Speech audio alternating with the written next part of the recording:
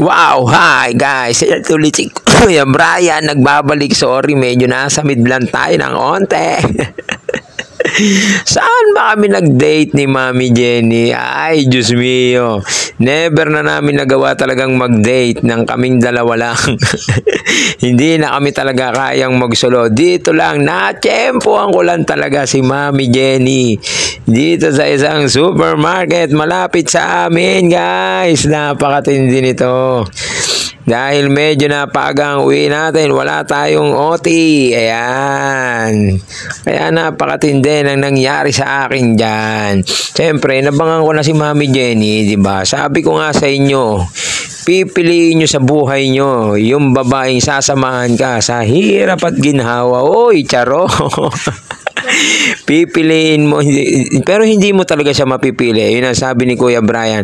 Kung ano yung itinadhana sa'yo, di ba? Kung ano yung panahon na meron ka at wala ka, kasama mo pa rin siya habang buhay, di ba?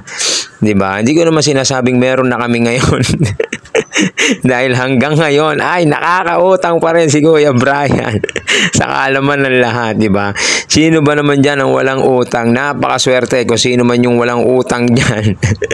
Pero hanggang ngayon, si Kuya Brian ay medyo nakakautang pa rin, di ba? Ayan, ako, natsyempohan ko si Mami Jenny dito sa isang supermarket sa amin. Shoutout sa inyo, S&J Supermarket, di ba?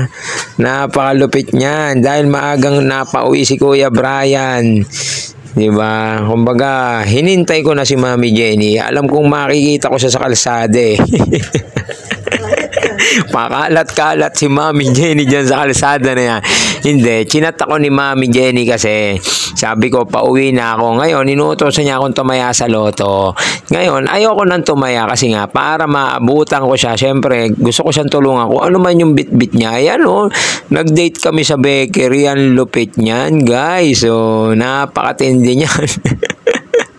Sa bakery hang kami nagtagpo. Ayan, di ba? Ganyan na yung date talaga dapat kapag may asawa ka na, di ba? Bagay, siguro kasi nga yung iba maraming sobrang pera, kaya nakakapag-date pa talaga sa medyo mamahaling restaurant, nakakalabas pa talaga. Si Kuya Brian, batang McDonald's, at syempre, medyo konting Jollibee din. Pero more on McDonald's talaga si Kuya Brian. Siguro yun ay nananalaytay sa dugo ni Kuya Brian.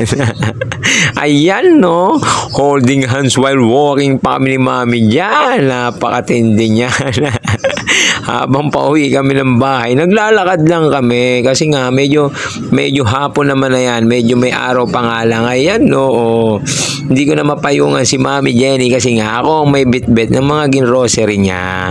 Konti lang naman, pangbaho ng mga bata, lagi naman yan ang binibili namin sa groceryhan. Pangkutkutin, di ba? Siyempre, hindi ka nalalabas pa, hindi ka na para lumabas. Di ba? Bilihin mo na yung kaya mong bilhin sa grocery para medyo makatipid. Kasi kung sa tindahan ka bibili pa isa-isa, ay Diyos mio marimar ng mga cupcake, mga juice, sesto, nako po. Lalo kang mapapamahal dyan kapag ka ganyan ang pagbili-bili mo ng mga pagkain ng mga bulilit mo. Malulugi ka lalo. Sa pa isa-isa, di ba? Wow, may patikot pa si Mami Jenny. Shoutout sa'yo, Angel's Burger. Baka naman. Message nyo lang ako sa page ko or sa YouTube channel kung may palibre kayo kay Kuya Brian at kay Mami Jenny. Ayan, no? Ang paborito ni Mayora sa Jenny sa Angel's Burger ay putlong. Ayan. Napakasarap naman kasi talaga ng putlog dyan. Thank you so much, guys.